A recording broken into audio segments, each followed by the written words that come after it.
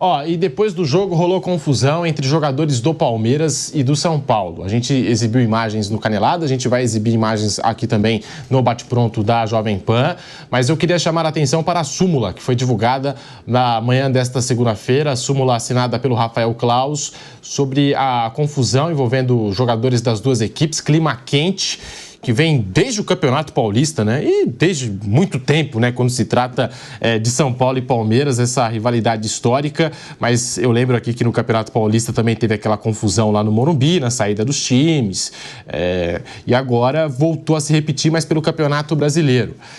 A súmula do Rafael Claus, abre aspas para ele. Após o término da partida e antes de deixar o campo de jogo, o VAR me sugeriu a revisão de um confronto entre dois jogadores no túnel de acesso aos vestiários. Ao revisar, constatei uma conduta violenta do jogador Zé Rafael, da Sociedade Esportiva Palmeiras, agarrando o pescoço de Rodrigo Nestor, da equipe do São Paulo, com o uso de força excessiva, que revidou com um soco no rosto do seu adversário citado. Informo que ambos os jogadores expulsos não receberam cartão vermelho devido ao fato de se dirigirem aos seus respectivos vestiários de forma imediata após o conflito. Fecha aspas. Então, a informação importante do desdobramento dessa história toda, dessa confusão lamentável, Zé Rafael do Palmeiras e Rodrigo Nestor do São Paulo foram expulsos. A súmula do Rafael Claus não deixa mentir, e no Canelada a gente até exibiu, né, o Rafael Claus, de fato, analisando as imagens dessa briga ainda no VAR. É isso mesmo. Mesmo com o jogo encerrado, o Rafael Claus foi lá na cabine do VAR, estava ali assistindo a confusão e decidiu expulsar os dois jogadores. Piperno. Olha, Pedrinho, esse clima entre Palmeiras e São Paulo se tornou um negócio muito belicoso, né? Estranho. Porque, de vez em quando, a gente vê aí rixas entre dirigentes, enfim, o presidente de um clube contra o dirigente do outro. Isso a gente vê de vez em quando. Ou então, torcidas que se detestam. Agora, esse tipo de rixa entre os jogadores, isso não é tão comum assim no futebol brasileiro, né? Isso é um ambiente que vem se tornando cada vez mais intolerável entre jogadores de Palmeiras e São Paulo. Então eu acho que, tem que começar a punir esses caras, tem que aplicar boas punições, sim. É difícil a gente identificar como foi que começou isso, mas o fato é que começou e está se alastrando. A gente sabe que é um clássico sempre de disputas muito acirradas. Por sinal, se não é o gol do Flaco Lopes ontem, esse clássico ia ter algo inédito na história do futebol mundial. Ele teria 116 vitórias de um, 116 do outro e 116 empates. Agora tem 117 do Palmeiras, 116 do São Paulo, 115 empates. Até no número de gols marcados é muito próximo. 455 para o Palmeiras, 444 para o São Paulo. Então isso, claro que já é suficiente para sempre colocar um pouco mais de combustível, um pouco mais de tensão numa disputa tão acirrada. Agora, chegar ao ponto de toda hora ter jogador se estapeando, jogador provocando o outro, aí eu acho que já é demais. Então, tem que acabar com a impunidade. A impunidade é que acaba alimentando esse tipo de coisa. Começa a punir esses caras com seriedade, e eu acho que aí a tendência é acalmar um pouquinho mais à frente. Vai deixando o seu like no canal do YouTube Jovem Pan Esportes.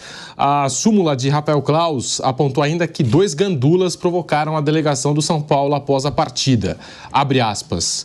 Os gandulas provocaram, comemorando na área técnica destinada à equipe visitante, causando assim uma confusão generalizada. E a gente vê por essa imagem o Richard Rios e, ao que me parece, até o delegado da partida afastando ali os 2 gandulas, né? Afastando os gandulas do jogo que, de acordo com o Claus, iniciaram essa confusão toda, hein? Tá aí, Zé Rafael expulso, Rodrigo Nestor também expulso. Confusão que também contou com membros aí das duas equipes. A gente acompanhou ali o historiador do Palmeiras, o Fernando Galupo, seguranças do Palmeiras, membros da comissão técnica do São Paulo, membros da comissão técnica do Palmeiras. E também foi relatado na súmula que o auxiliar João Martins, auxiliar do técnico Abel Ferreira, foi expulso ainda com o jogo rolando, né? Não nessa confusão aí, ele foi expulso invadindo o campo para tentar peitar o juiz, teve de ser contido antes de deixar o gramado e após o término da primeira etapa, Klaus relatou na súmula que Anderson Barros, diretor de futebol do Palmeiras, foi cobrar ele com os dizeres, abre aspas, Klaus, qual o seu problema com a nossa comissão técnica? Se você tem problema, é melhor não apitar mais. Você é tendencioso. Fecha aspas. Tá aí, ó, a reclamação do João Martins, bem assintosa, né? Na reta final ali do primeiro tempo e depois na descida para o vestiário, o Anderson Barros, diretor de futebol do Palmeiras, também cobrou o Rafael Klaus e chamou o árbitro de tendencioso. Lembrando que no ano passado o Klaus também apitou aquele 5-0 do Palmeiras e foi chamado de palmeirense pelo Rafinha. José Manuel de Barros, quanta confusão, hein? E é tanta coisa que a gente até se perde aqui no fio dessa história Palmeiras e São Paulo. Zé. Que a arbitragem brasileira é ruim, é uma realidade. Mas que os jogadores não ajudam, os treinadores, auxiliares, dirigentes, que ninguém ajuda e nem toma providência, nem cobra uma providência de forma efetiva para mudar esse status, ninguém. É na hora do jogo, às vezes joga na conta do árbitro um resultado negativo, que não é esse o caso. Mas, assim, antes do jogo, o que mais se lembrava é que já fazia algum tempo que o Klaus não apitava esse clássico, porque havia problemas em confrontos anteriores. Você até citou a história do Rafinha, né, que acusou o Klaus ali de ser palmeirense, aquela coisa toda, e ele ficou um tempo aí sem apitar esse confronto entre Palmeiras e São Paulo. Então, que a arbitragem está muito ruim, é verdade. Mas há uma outra realidade que a gente não pode esquecer. Sempre haverá erros de arbitragem. Mais explícitos ou menos, porque o goleiro erra. De volta à rádio, Zé. Falando aqui dessa confusão toda que terminou o Choque Rei, né? E também durante o jogo, com reclamação do João Martins, reclamação do Anderson Barros, enfim. Aconteceu muita coisa nesse Choque Rei, Zé Manuel. Então, eu estava dizendo aqui que, para os amigos do YouTube, enquanto estávamos no intervalo aí no rádio, que a arbitragem é muito ruim mesmo. Né? A arbitragem brasileira está devendo, está ruim, com o VAR parece que piorou ao invés de melhorar, mais atrapalha do que ajuda, que é um contrassenso, é incrível como isso aconteceu no futebol brasileiro, uma ferramenta que era para diminuir, né, para auxiliar os árbitros e mais atrapalha do que ajuda, mas ninguém colabora. Jogadores não ajudam, é muito difícil apitar no futebol brasileiro, porque não tem a colaboração dos jogadores, treinadores não ajudam, dirigentes também não. E aí os dirigentes não cumprem a responsabilidade de buscar solução, de buscar alternativas, de tentar melhorar a arbitragem pro campeonato, pro produto futebol como um todo. Ninguém ajuda. E antes desse jogo já se esperava, né, grande chance de problemas, porque se falava nisso, aquela coisa toda. Agora, no jogo de ontem, nós tivemos sim erros de arbitragem, tivemos problemas como sempre. Em relação à briga, ao fato, por exemplo, do Palmeiras não dar entrevista, por causa da arbitragem, não se justifica. Eu acho que não é justificativa. Talvez a briga. E aí o árbitro tem culpa dos gandulas irem lá provocar os jogadores do São Paulo para início de confusão que se estendeu depois, que é aquele senhor ali de camisa branca tentando tomar a câmera de um repórter cinematográfico ali, de um câmera ali no túnel. Quem é aquele senhor tomando na marra aquela câmera ali? Ele estava lá fazendo o trabalho dele, imagino, né? E de repente uma câmera ali é até bom para evitar que descambe de vez, né? Mas pelo jeito não. A briga do Zé Rafael com o Rodrigo Nestor é culpa do árbitro? Que ocorreu essa briga ali? Olha, gente, são imagens absurdas num jogo de Série A do Campeonato Brasileiro, num jogo entre Palmeiras e São Paulo, que deveriam ser duas equipes super profissionais. O Palmeiras o é na administração, na questão financeira, né? E isso não é nada bom para a imagem de nenhum dos dois, nem do São Paulo e nem da equipe do Palmeiras. Olha, eu espero que Palmeiras e São Paulo eles tomem providências internas. Estudem por que isso aconteceu. Não é só na conta da CBF, da arbitragem, do STJD.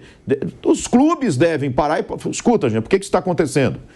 Por que isso está acontecendo? Isso depõe contra a gente, contra os times, isso depõe contra o futebol, contra todo mundo. Eu acho que essas imagens são absurdas. Depois de um clássico, briguinha ali, isso parece, é jogo de escola, de várzea? Não é, não. Imagino que seja um jogo de campeonato de Série A, campeonato profissional. A gente está falando aqui da briga, daqui a pouco a gente vai falar também da arbitragem, tá? Dos lances polêmicos desse jogo, das reclamações de Palmeiras e São Paulo. Mas a gente tem essa imagem, né, do Rodrigo Nestor e do Zé Rafael, ainda no túnel de acesso ali aos vestiários, né? Os dois, inclusive, já tinham descido o túnel. E essa é uma imagem ampliada, é um zoom da cabine do VAR, no momento que o Rafael Claus estava analisando. Eu até fiquei na dúvida ontem no Canelada se tinha sido o André Silva, né? Porque o André Silva também está envolvido por ali, mas o Claus relatou na súmula que, na verdade, quem deu o soco foi o Rodrigo Nestor para cima do Zé Rafael. Zé Rafael expulso porque pegou no pescoço aqui do Nestor e o Nestor expulso porque deu um soco no Zé Rafael. É a súmula do Rafael Claus logo após esse clássico 2 Palmeiras, 1 São Paulo.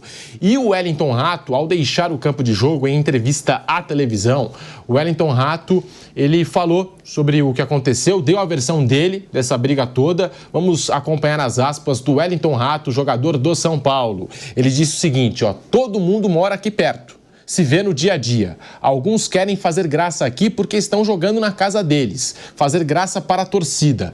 Aí no outro dia, a gente se vê no prédio. E aí? Aí pode gerar uma confusão maior. É manter o respeito, saber ganhar, saber aproveitar a vitória, mas não faltar com respeito ao adversário, fecha aspas, é a versão do Wellington Rato, que disse que os jogadores do Palmeiras estavam de gracinha ali no jogo, Piperno. E de fato, né, o que ele falou aí, como são vizinhos, né? Palmeiras e São Paulo, na Avenida Marquês de São Vicente, muitos jogadores moram ali na região, né? Moram ali nos condomínios ali próximos, né? Dos CTs. E devem ter esse convívio, certamente, no dia a dia. Mas é algo que tem que terminar e não deveria nem ter acontecido. Mas já que aconteceu, que termine ali na casa do Palmeiras, no estádio, e que não vá para fora, né, Piperno? Se eu não estiver enganado, eu acho que o Arboleda mora no mesmo prédio que o Zé Rafael, lá no Alto da Lapa. Vou ligar pro Vampeta para saber se não abrir Zé Rafael, o Arboleda, de qual lado ele está. Eu sei disso até porque, a não ser que um deles tenha mudado, mas porque, inclusive, eu tenho uma grande amiga que mora nesse prédio, que tem lá uma garotinha de 5, 6 anos, e aí teve um dia que a menininha chegou pro Arboleda, após uma derrota de São Paulo e tal, disse que olhou para ele lá no prédio, numa área comum do prédio, falou assim: ih, você perdeu. Mas o Arboleda, óbvio, enfim, educadamente, né? Enfim, se tratava de uma criança, brincou com ela e vida que segue é isso aí. Então, assim, veja, esse tipo de manifestação do Rato também é uma espécie, assim, de terceiro tempo para essa confusão, né? Que não ajuda ninguém. E veja, é muito estranho isso, porque primeiro que, assim, os dois também são hiperrivais do Corinthians. Mas, assim, parece que o ambiente é outro. Segunda coisa, se por acaso o Palmeiras passar pelo Botafogo e o São Paulo confirmar o favoritismo contra o Nacional, os dois vão se enfrentar nas quartas da Libertadores. E aí, como é que vai ser esse negócio? Esse tipo de violência que se espalha entre os jogadores também vai influenciar torcedores, também vai se propagar entre os bandos organizados. Como é que vai ser isso? Quer dizer, a gente vai ter uma ameaça, a gente vai ter uma situação quase que de ameaça incontrolável. O que é que nós vamos ter que exigir dos órgãos de segurança para dar conta disso? Agora, não é também uma crueldade exigir que, por exemplo, um policial se coloque no meio desses bandos para tentar evitar confusões, confusão essa que é vitaminada aí por esse tipo de manifestação de jogadores. Então está tudo errado e esses caras não medem as consequências. Eles têm que colocar na cabeça que daqui a pouco eles correm o risco de se enfrentar de novo. E aí? Quem é que vai controlar essas massas irracionais? Isso é um perigo. Agora vamos aos lances de arbitragem, porque o Palmeiras protesta em cima do gol anulado do Lázaro, hein? O gol do Lázaro que foi anulado numa jogada do Felipe Anderson, teve a checagem do VAR. O Rafael Claus analisou 2 lances. uma possível falta do Felipe Anderson na origem da jogada e também a possível interferência do Flaco Lopes, que estava impedido no lance, se ele interferiu na visão do goleiro Rafael. O Klaus, ele assistiu aos 2 lances, mas na comunicação para o estádio disse que o gol foi anulado por conta da interferência do Flaco Lopes, que de alguma forma teria atrapalhado a visão do goleiro Rafael. E a gente tem os lances aqui para exibir no bate-pronto da Jovem Pan, para saber também a opinião dos nossos comentaristas. Tá aí. Essa é a reclamação do Palmeiras e eu até falei no Canelada, tá? Eu acho que não interferiu, tá? Não interferiu. O Flaco Lopes estava distante do goleiro Rafael e eu acho que, na verdade, foi mais falha do Rafael do que propriamente interferência do Flaco Lopes. O Rafael não consegue espalmar a bola. Piperno, quero a sua opinião sobre esse lance.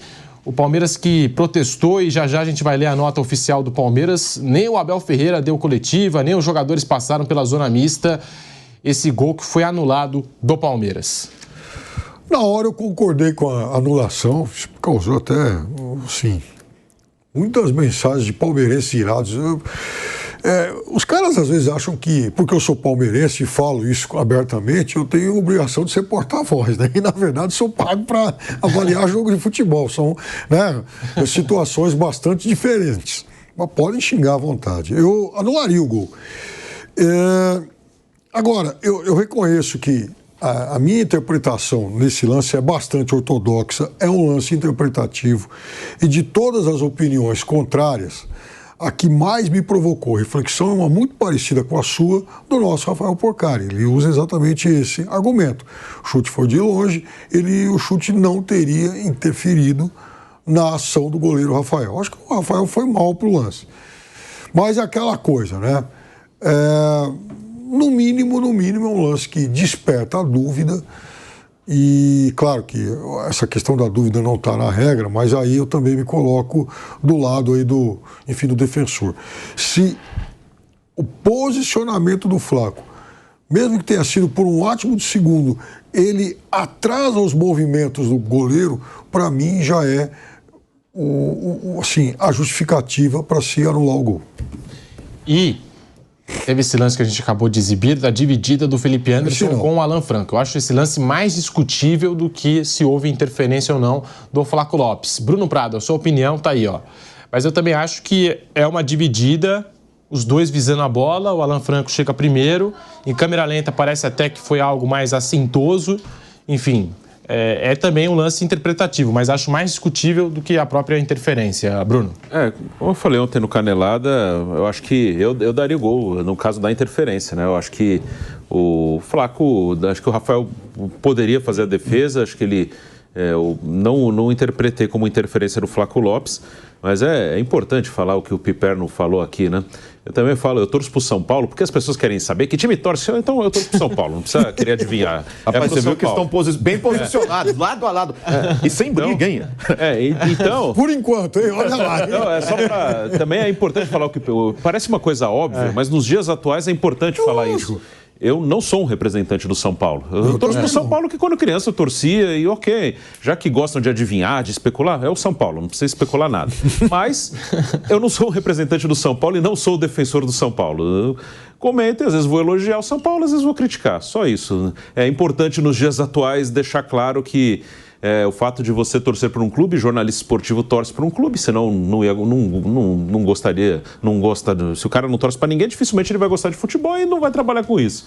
Mas, como o Piperno falou do Palmeiras, eu não sou um defensor do São Paulo, não sou um representante do São Paulo, apenas é o meu time que eu torço desde criança, só isso.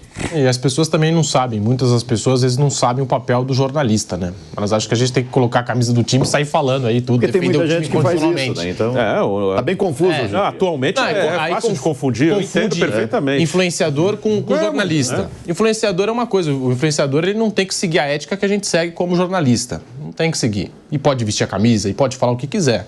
Eu adoro, por exemplo, estou de folga, este jogo do Palmeiras, pular, mas quando eu estou trabalhando eu não sou porta-voz. É isso. José Manuel de Barros, a sua visão sobre esse lance aí. Ontem a gente debateu esse lance polêmico no Canelada da Jovem Pan é um lance interpretativo. Mas eu acho que o gol do Palmeiras foi legal. Ontem eu fiquei mais sozinho, né? Acho que ficou 3-1. Assim, ontem eu tinha mais convicção de que houve interferência no gol. Hoje eu tenho menos, mas ainda acho que houve, assim, que o Flaco Lopes atrapalhou. A câmera de trás mostra o Rafael colocando o corpo de lado para tentar ver a bola. E depois ele falha. Quase um frango, né? Então, assim, eu tenho mais dúvidas hoje. Eu aceitava já ontem, a discussão vale muito. Até ontem acho que ficou meio dividido, né? O Flávio também achou que estava impedido ontem, né? O Bruno e o Pedro não, que o gol foi mal anulado por esse lance. Mas ontem eu pontuei muito. Para mim houve falta na origem da jogada. Alguém até comentou, não, o Felipe Anser tira a bola e depois acerta. Não, quem tira a bola foi o Alan Franco. O Alan Franco tira a bola, na sequência ele é calçado, ele cai e o Felipe Anderson segue com a jogada. Para mim foi falta. Na minha interpretação, foi falta. Então, observem. O Alan Franco chega, tira a bola. Quando ele tira a bola, ele é calçado. Quando ele é calçado, ele cai. E o Felipe Anderson, que a bola bateu nele, depois do toque do Alan Franco, segue com a bola. Para mim, falta nesse lance. Então, deveria ser o primeiro lance analisado pelo árbitro. Aliás, ele devia ter marcado a falta dentro de campo, na minha opinião, né? Porque eu vi falta que outros não viram, por exemplo, né? Mas é a minha análise, só a minha opinião. Para mim, falta nesse lance. Analisei esse primeiro, se ele marca a falta no campo, não sai nem um gol depois, né? E ele, assim, a primeira coisa analisada, impedimento. E aí depois, muito rapidamente, o VAR mostrou esse lance para ele, assim. Ele chegou a mostrar ali no VAR. Sim. E ele foi lá e falou, gol anulado por impedimento, né, por influência, aí, não sei qual o termo que ele usou. Mas assim, para mim, valeria anular o gol pelos dois lances, principalmente pelo lance original ali, que para mim foi falta. Agora, o que eu achei vergonhoso também no quesito arbitragem foi o cartão amarelo pro Luciano, hein? Por comemoração, eu acho vergonhoso. Querem interferir até na comemoração de um jogador. Ele sempre chutou a bandeirinha do escanteio, Luciano. Mas aí é uma briga não com o árbitro A ou o árbitro B. Porque assim, existe uma recomendação. O cara vai lá, chuta a bandeirinha, que geralmente tem lá o escudo do adversário. Exatamente. Aquela história de sapatear no escudo do clube, não sei o quê. Assim, o Luciano já teve isso na vida dele lá no Corinthians, que ele chutou a bandeira e também deu uma confusão e tomou cartão também. Não faz tanto tempo assim. Ou seja, ele devia saber. Tem a recomendação para o árbitro dar cartão amarelo nos dois lances, no da bandeirinha e na falta. São dois lances que existe a orientação para o árbitro dar amarelo. Então, eu aceito a discussão. Mas a orientação eu também não gosto. Eu acho que deveria ser mais livre na hora da comemoração do gol. Como o Flaco tirou a camisa, tomou amarelo e está suspenso. Mas esta é uma discussão com a comissão de arbitragem, com a direção da CBF. Essa é uma outra discussão, não com o árbitro na hora do jogo. Se lá de dentro, se a direção, se quem manda orientou que se fizer isso, se chutar a bandeira é cartão amarelo, aí o árbitro vai cumprir o que o chefe mandou, ué. O cara que escala mandou. Bruno Henrique no Newton Santos ontem fez o chororô. Pra mim, comemoração normal, tá no direito dele. Não recebeu o cartão amarelo. Segue o jogo, segue a vida. Como depois, na hora do gol do Botafogo, acho que foi o Martins, né? Matheus Martins devolveu fazendo o quê? O cheirinho. Beleza, eu não vejo problema nenhum. E também no da bandeira, eu não daria cartão. Mas eu só digo, você vai E provavelmente essa coisa do chororô e do coisa não tem a recomendação para dar cartão. Por arbitragem, por isso que o árbitro não dá. Mas na bandeirinha tem. Então você tem que brigar, não é com o árbitro. Você tem que brigar com quem manda. E agora virando... Minha opinião só, viu? Mas, não sei se o Bruno concorda com isso, provavelmente não. Vai lá, Piperno, rapidinho. Só uma coisa rápida. O gol teve 2 lances que foram avaliados pelo VAR, né, checados e tal, né? 2 lances que dividem opiniões. Não há consenso em relação a esses 2 lances. Ora, se não há consenso em relação a 2 jogadas no mesmo gol, então, por tabela, não há motivo para o escândalo que foi feito depois. Sim. É aí que está o problema. É isso que vai insuflando jogadores, torcedores e vai, de certa forma, envenenando mais o ambiente. É isso que não para acontecer. Até te falei outro dia aqui, vale repetir assim, aí quando eu ouço dirigente, em todo clássico tem confusão, tem o comportamento é esse, tem insinuação. Você falou aí que alguém do Palmeiras falou que o Klaus é o quê? Palmeirense. Né? O Rafinha falou outra vez, alguém falou que ele é tendencioso. O Anderson Barros disse. Cara, cada vez mais. O que o John Textor fez há pouco tempo é uma coisa terrível pro futebol. Né? De você fazer acusações de manipulação sem prova nenhuma, sem evidência nenhuma, sem nada. Mas aí, passando o tempo, eu comecei a entender por que não aconteceu nada com ele.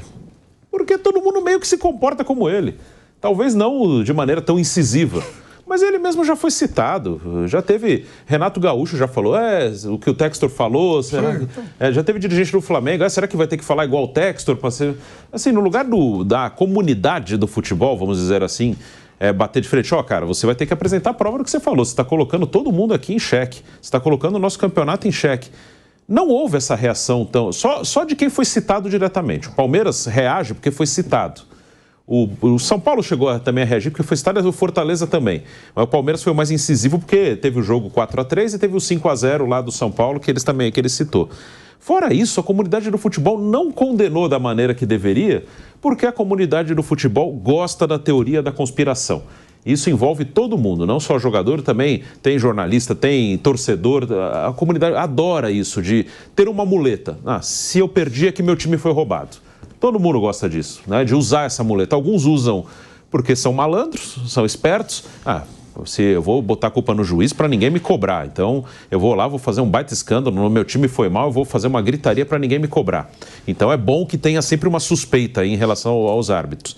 E tem cara que, por paixão mesmo, meu time é o melhor de todos, então se ele perder é porque roubaram. Então, é isso, todo mundo adora uma teoria da conspiração. Então, hoje eu entendo por que a comunidade do futebol não condenou as declarações do técnico, acusações sem prova nenhuma de manipulação. Não foi uma condenação fortíssima da comunidade de futebol.